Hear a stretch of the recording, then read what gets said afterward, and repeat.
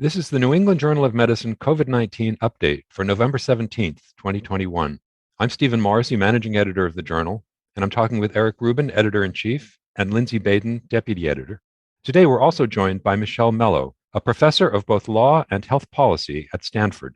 Michelle is an authority on public health law and has written articles on a wide variety of topics in medicine, law, and public health, including several published in the journal. She's the recipient of numerous awards, and she's a member of the National Academy of Medicine. Michelle, there's been a lot of discussion about the legal basis for restrictions and mandates during the current epidemic. But let's start by looking back at the origin of the laws and regulations that guide us in public health, particularly as they relate to infectious diseases. Governments have used various powers to deal with epidemics over the centuries, and many of these have been passed down to us. We still use quarantine and isolation for certain diseases, such as tuberculosis. One striking example was the recent outbreak of Ebola in West Africa. A patient developed disease after traveling to the United States and transmitted it to a caregiver, and others were transferred to the US for treatment. All of these individuals were isolated, but there weren't consistent guidelines applied. So, more generally, what is the legal basis for placing restrictions on infected individuals? Thank you for having me. To answer your question, the legal basis depends on whether we're talking about action by the federal government or by a state government. The Constitution provides for some powers of isolation and quarantine for both of those levels of government, but they are different. For the federal government, the quarantine power derives from Congress's power to regulate interstate commerce, meaning to assure the conditions under which business can flow from state to state and from inside the US to outside and outside the US to inside. So the federal quarantine power is really only triggered when we're talking about the travel of goods or persons across state lines or across US borders. When that's in play, then the Public Health Service Act can be triggered by CDC, by delegated authority from the Secretary of Health and Human Services. And that act of Congress allows CDC to take a variety of steps to prevent the interstate spread of disease. As you mentioned, historically, the steps that CDC has been taken have been pretty narrow. It's been focusing on confining individuals known to be infected with communicable disease, or even more often, focusing on animals or articles on ships, for example, that are potentially infectious or dangerous.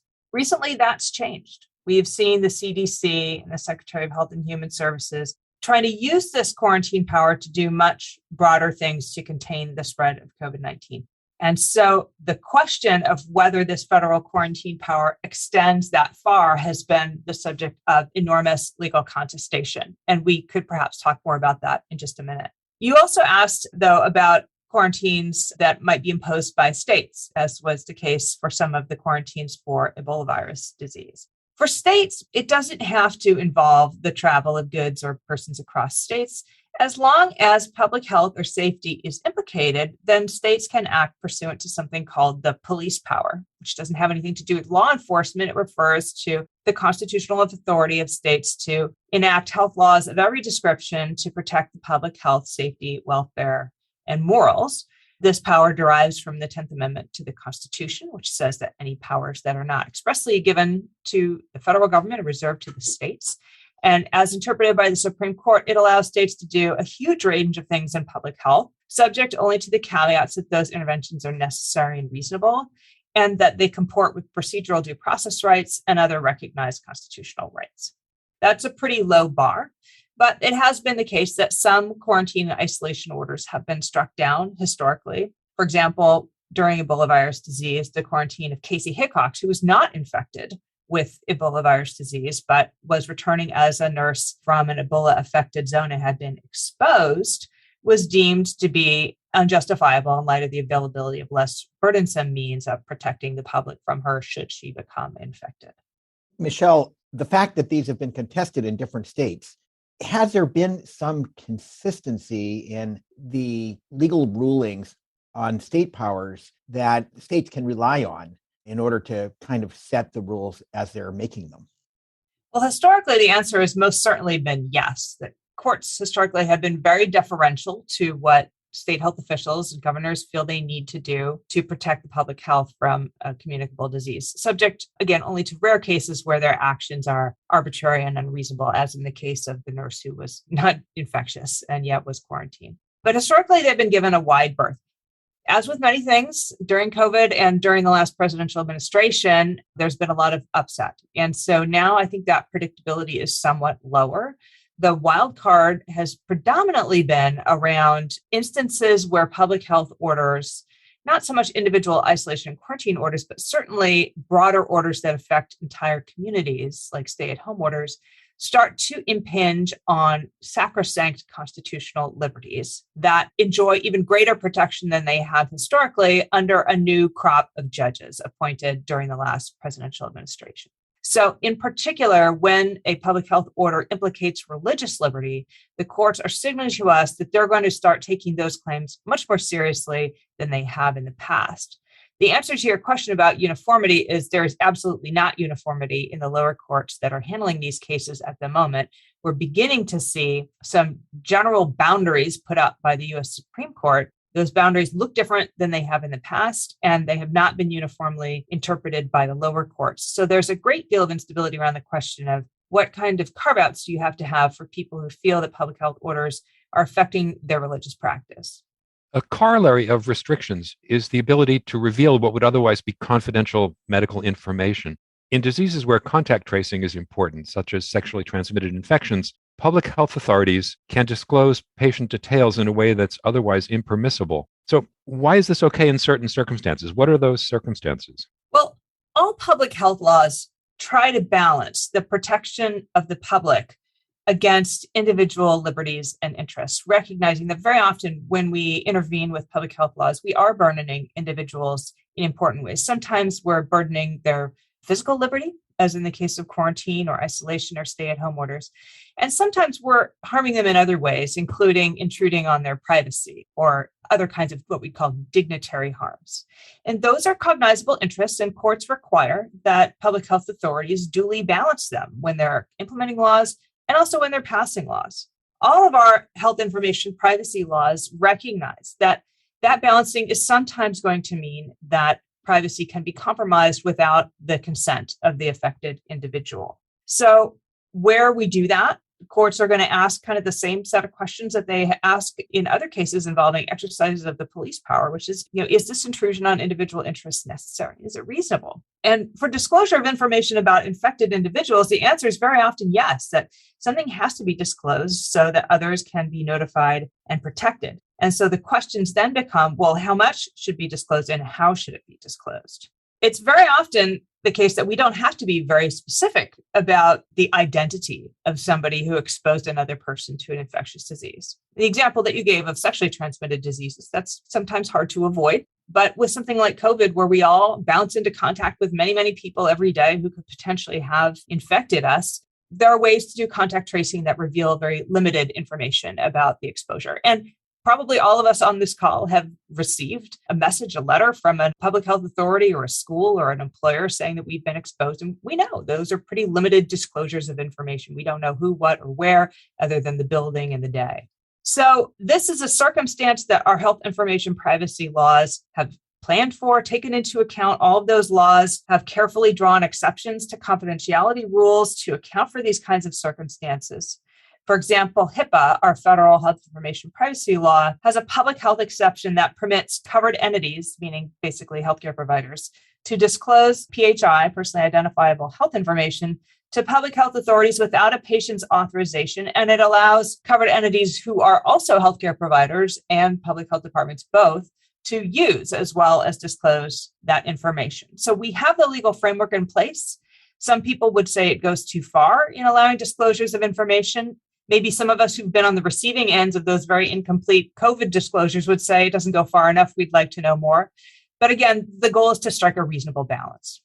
Michelle, I will point out that I'm signed up for the notification system in Massachusetts, which uses cell phone proximity. And I've never gotten an alert, meaning either it's not a very successful system or I don't have a very interesting social life. But it is interesting that we can sort of calibrate exposure to how much information needs to be revealed. And in the case of COVID, as you're saying, relatively brief interactions that are anonymous can result in transmission, although the rate is low. I don't know, and I'm going to ask Lindsey this question, how successful these programs have been in identifying potentially infected people. I know that a similar program in schools had a limited effect, except when there are substantial outbreaks in those schools. But the sporadic cases in schools generally don't result in a lot of secondary cases. Eric, I think you're raising a challenging set of realities, which is how decentralized contact tracing or exposure may be. And whether it's the school or your place of employment or a cell phone vendor, there are different ways that exposures can be tracked and reacted to. And Michelle, I'm interested in sort of your thoughts on how we think about, the school or the employer may be within a state, while a cell phone vendor may be across state lines. And how does this complicate the ability to organize contact tracing and understanding who may be infectious and who they may be exposing? Well, I think in the US, the cell phone apps have not had wide uptake. Even in relatively accepting states like Massachusetts or California, it's the exception rather than the rule that folks have signed up for these. As you know, they're all opt-in. None of them were made mandatory or even pushed out on an opt-out basis. And for the Apple Google app, you have to affirmatively opt into a second layer of reporting, which sends your information to public health authorities. So you can get the notifications without allowing contact tracing. Exposure to notification and contact tracing are not the same thing. Knowing that your phone got near another phone is very different than reporting information to a public health agency in a way that allows them to reconstruct a chain of transmission and stop it. So there's not a lot of uptake. There has not been a lot of use for contact tracing purposes, and we don't know all that much in terms of actual data about the effects of these apps. There are lots of modeling studies that have suggested they're helpful even at lower levels of uptake, but modestly so. I think the fact that they are opt-in makes it not super worrisome to think about the potential questions about who regulates and is this a state or a federal issue or how are communications laws implicated. Were we in a situation where they were mandatory, we'd have to worry a lot more about the deprivations that individuals encounter when people take their information, but that's just not the route that we've chosen to go in the US. But Michelle, if I understand the principle correctly, if the public health measure crosses a state line, then it becomes a federal issue versus a within state issue, and how they have to set it up accordingly from a legal framework. That's right as a general principle. I guess the question sometimes is, what does it mean to cross state lines? And there's a whole lot of legal cases that address that issue and whether states can engage in activities that incidentally affect things that happen out of state. It's a pretty murky and complicated area of law. But just because you have a company that operates in multiple states doesn't necessarily preclude it from acting within a state, for example, in partnership with a state Department of Health that wants to set up an exposure notification app with that corporate partner. So, as you're pointing out, in the United States, much of the responsibility for setting public health policy has been delegated to state and local authorities. So there's, as you say, a constitutional reason for this. What powers do remain with the federal government? Well, the federal government really has very broad powers with one important caveat. It has to tie any particular exercise of its authority to a constitutional jurisdictional hook, something in the Constitution that gives it authority to regulate that broad area. And usually we tie it to the Interstate Commerce Clause, saying that Congress has the power to regulate commerce across the states. There are other sources of authority that are also very important for public health, including the spending power that Congress has. It can attach conditions to federal funding to accomplish regulatory goals, and it does that very often. The same is true of the taxing power. It can attach regulatory goals to taxes. And the federal government has authority over national security and immigration as well. And that can sometimes be used to achieve public health goals, although national security is not going to be a blanket justification for anything the federal government would like to do to, protect public safety. So there are broad jurisdictional hooks that support federal action. But as a practical matter, if there's not money flowing either from the government in terms of spending or to the government as a tax, and it's not something that crosses state boundaries, it will be contested as to whether that is a legitimate exercise of federal authority or should be something that's done at the state level. Now, some of the rules that the federal government has propagated have flowed to individual private employers or schools. What's the legal basis for that? Well, I guess our general legal framework is that private actors are free to do what they would like in their zones of personal liberty and on private property, subject only to legal constraints. So we don't have to ask the question, as we do for the federal government, what empowers a business to do X, Y, or Z, but the lawyer would ask, well, what constrains their ability to act as they please? And what constrains them are, for one, civil rights laws, which prohibit discrimination against individuals on the basis of protected characteristics.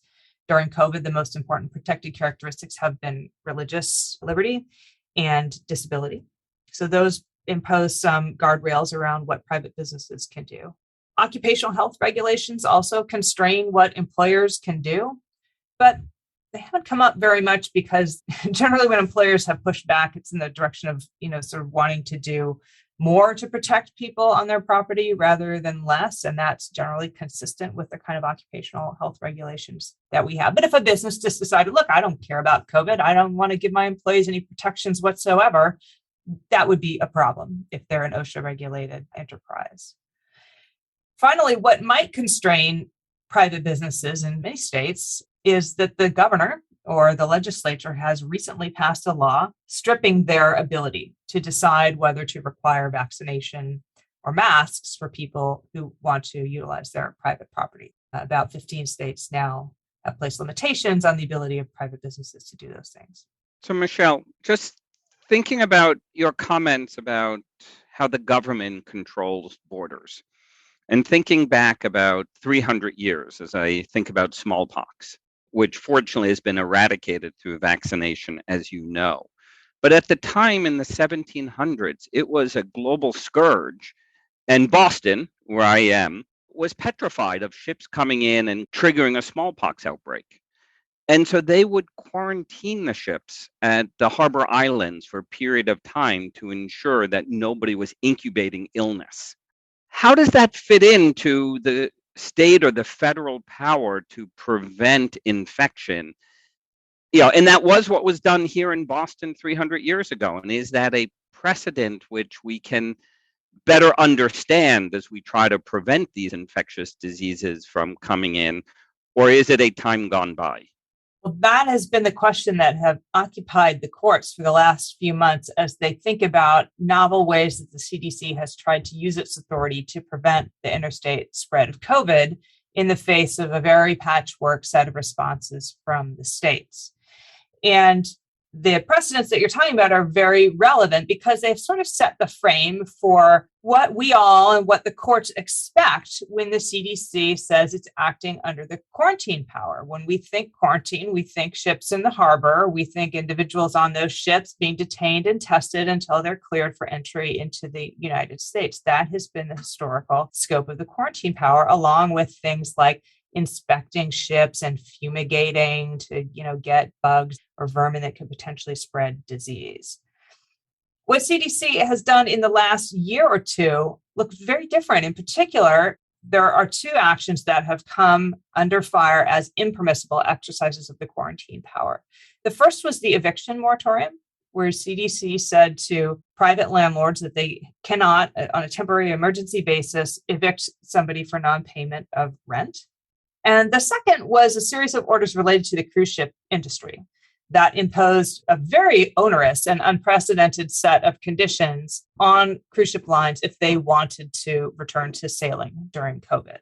Both the landlords and the cruise ships challenged those orders as impermissible exercises of the quarantine authority under the Public Health Services Act. And in August, the Supreme Court, in a case called Alabama Association of Realtors versus the Department of Health and Human Services, affirmed a lower court's order that blocked the eviction moratorium, essentially agreeing with that argument. By a 6-3 vote, the court, in an unsigned opinion, ruled that the CDC had overstepped the quarantine authority and that the PHSA confines the CDC to measures that directly relate to preventing the interstate spread of disease by identifying, isolating, and destroying the disease itself, For example, by isolating infected individuals or inspecting boats and exterminating pests. If it doesn't look like that, the court says, that's not a permissible exercise of the quarantine power. The cruise ship order looks closer to that. It involves ships and it involves ensuring the conditions for sanitary sailing. But there's been some contestation in the lower courts as well about whether that is a permissible order. The 11th Circuit Court of Appeals refused to allow the CDC's order to remain in effect. That appeal is ongoing. The cruise ships have voluntarily complied with the ban, but it's very uncertain. So to summarize, we don't really know exactly what the scope of the quarantine authority is, but we know it's not as broad as the CDC has tried to make it during COVID. Somewhere in between exterminating rats and barring all COVID-related evictions lies the scope of the quarantine authority in modern times. So to push you a little bit, and obviously you're not the Supreme Court and not the arbiter, but if pathogen X, highly transmissible pathogen X, emerges somewhere in the world, how do we prevent it from entering our communities? What's the right scope or frame to our state health departments or the CDC to try and mitigate the entry of yet another pathogen?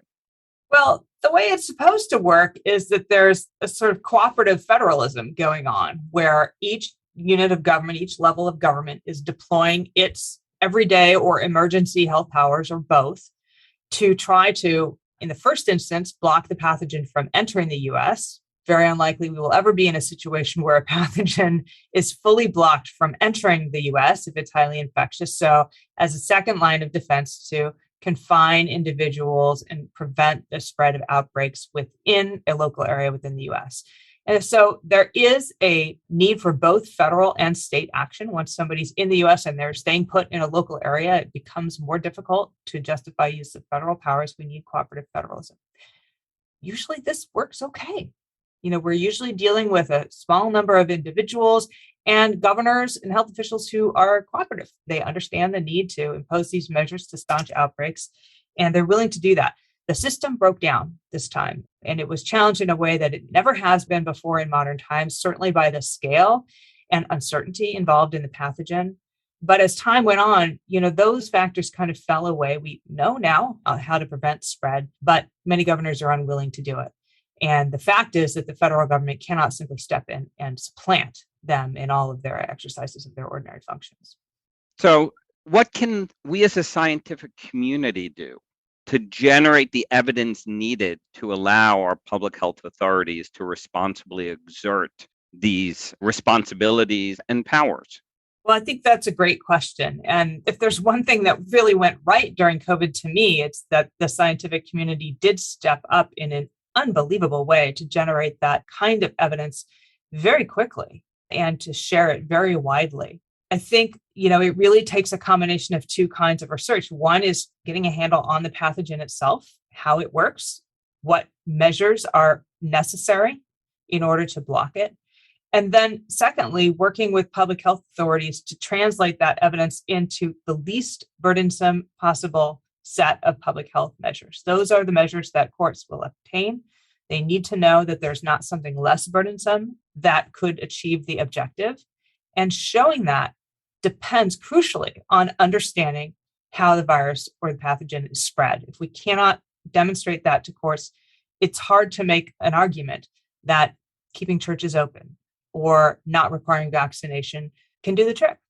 So what's different about a number of these rules is that they apply not only to those who are infected, but to the general at-risk population. There have been lockdowns, masking requirements, vaccine mandates, as you've mentioned. Under what circumstances can governments and businesses issue broad public health regulations that place restrictions on the entire population? Well, let's start with government. What comes to mind immediately here, of course, are vaccination mandates, which are one of the oldest tools in the public health law toolkit.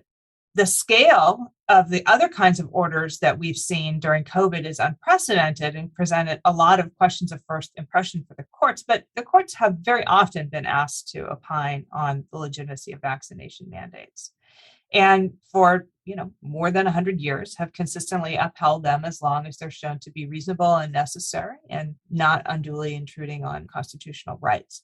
Quarantine and stay-at-home orders present a different kind of problem. And our historical legacy here is part of the problem. Our past experiences with mass quarantine have not been great.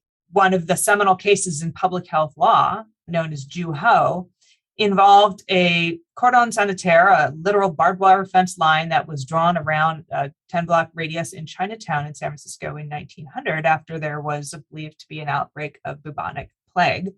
The line was drawn in such a way that not only was it grossly discriminatory against the Chinese American community, but it also confined the sick along with healthy individuals in this compound, restricted access to food and medical care, and so promoted the spread of disease. And the U.S. Supreme Court, unsurprisingly, said this is ridiculous. Not only is it discriminatory against people on the basis of ethnicity, but it's not going to work. This is irrational to confine the healthy along with the sick rather than separating them. And that is a part of our historical legacy with mass quarantine and, what I guess today would be called shelter-at-home orders. What gets even trickier is when these orders also impinge on religious liberty or other civil liberties. In that case, the ordinary standard of judicial review that courts apply, which is again to ask, is it reasonable and necessary, is going to get tweaked. And courts are going to adopt a much stricter level of scrutiny, asking whether this regulation is narrowly tailored to serve a compelling government interest. If the court views these orders as neutral, with respect to religion and generally applicable, it's meant to apply rational basis review. But a very important shift is going on in the courts right now that has caused many of us observers to wonder whether that standard has gone out the window, meaning that going forward, anything that has the incidental effect of burdening a religious practice might be subjected to this strict level of scrutiny. So if the question is, under what circumstances can governments issue broad health and regulations that restrict the entire population? The answer is, well, it seems to be changing because things that we thought about before as being neutral, generally applicable, and therefore usually permissible, unless they're crazy, as in the case of the Chinatown quarantine, now maybe will not be viewed as neutral and generally applicable, but rather something that targets religion, that therefore should be subjected to very close judicial review, and that may be unlikely to survive that judicial review before many courts. Now, what about private institutions like colleges? Well, if they're not state actors, they're not government actors, constitutional problems don't plague them. The Constitution only applies to government actors. But they're still hemmed in, as are state actors, by federal anti-discrimination laws, including the Civil Rights Act of 1964, which protects people's religious liberty, and various federal laws protecting against disability discrimination. Those civil rights laws are pretty business friendly in the sense that if they need to do something to protect the public health and safety or the safety of their workforce, courts will generally give them a pretty wide berth. They'll ask that the employer make a reasonable accommodation for people whose disability or religious practice is being burdened, for example, by a vaccination mandate. But if the employer can show or the college can show, look, this is an undue burden on us, it impedes our ability to carry out our business or keep our workforce safe, courts will very often waive even that reasonable accommodation. So the guardrails are different for government and non-government action. There should be a pretty wide berth for both, but because of this new concern about religious liberty, there is a question about how these very broad orders that affect religious practice, as you can argue any stay-at-home order does, as you can argue any vaccination mandate does, are going to be allowed going forward. So, Michelle, you keep pointing out that the federal test, so to speak, is reasonable and least burdensome as a way to determine if a policy makes sense. One of the challenges over the last year and a half has been the unevenness in some of the science or some of the reports of science. So how do the courts look at the quality of the science to determine what's reasonable and least burdensome? Well, I think as in every other area of law, there are observable differences in courts, in judges, interest in and ability to grapple with scientific evidence.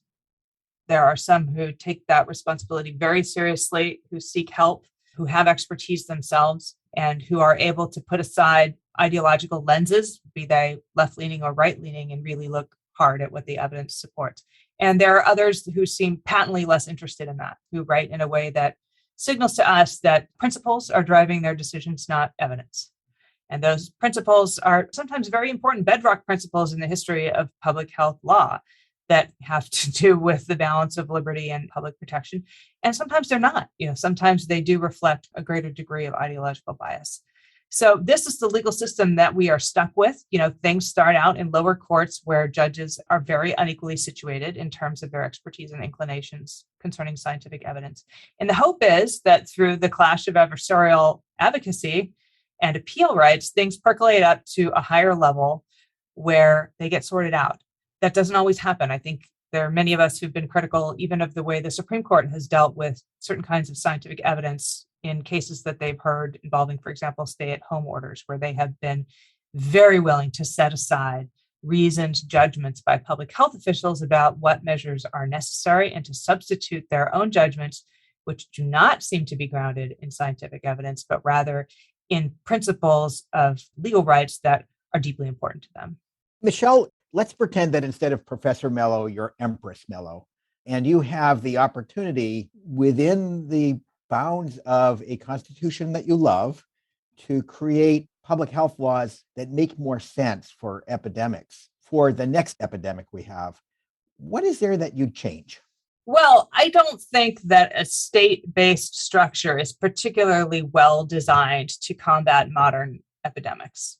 That structure worked okay in the late 18th century when people didn't travel very far or very fast.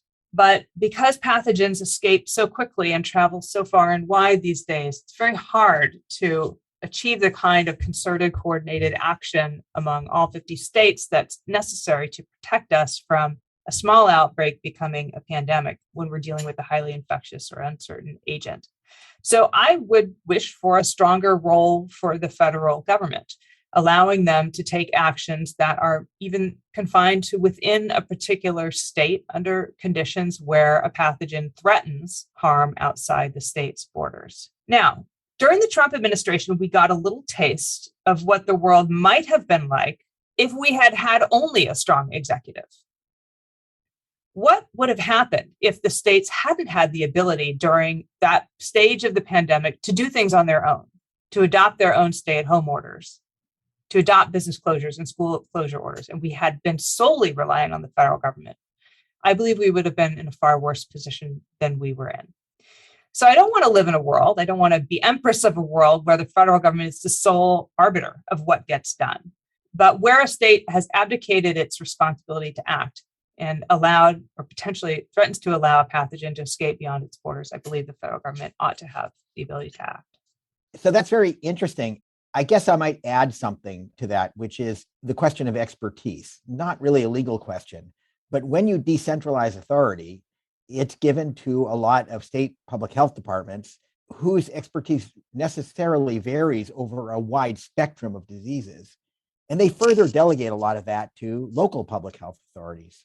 So the responsibility for treating tuberculosis patients, for example, in Massachusetts falls to the town, and the public health professionals in that town may never have seen a case of tuberculosis, as was the case, for example, of a case of TB in North Dakota. So I think that a stronger central supporting system would help not just in rationalizing across jurisdictions, but also having some of the expertise that has to be developed centrally. It's the only way they can do it, flow to these communities. Well, that seems right. But on the other hand, that expertise is already available to states. That is the role the CDC currently plays, is to be a repository for that expertise, for epidemic intelligence, and a resource to state and local health officials who need technical assistance. But their role is, as you know, largely advisory. It's guiding a lesson until one of these federal sources of power gets triggered. So it's not obvious to me that completely supplanting their role, as opposed to ensuring that they're connected with expertise where they need it from a federal authority, is a better system. Historically, I think state and local health officials have been very eager to do the right thing to contain disease. They work very hard at getting it right. And even if they don't have a vast amount of experience, they are networked in together, they support each other, and they ask for help when they need it. Again, what's new here in certain jurisdictions is a turning away from that responsibility, politically motivated, ideologically driven, unwillingness to engage in the way that they historically have in combating this pandemic. And the question that I have going forward, more than any other question, is what will things look like the next time we have a trans-state challenge? Is this resistance to imposing difficult orders for COVID going to spill over into other diseases, other threats? Or is this a one-off? Is it sui generis? And we can go to sleep at night feeling confident that everybody in every state is going to be protected against the next threat equally, even though we didn't get it right this time. And I just don't know how that will ultimately shake out when things settle down. Many thanks, Michelle, for joining us today. And as always, thank you, Eric, and thank you, Lindsey.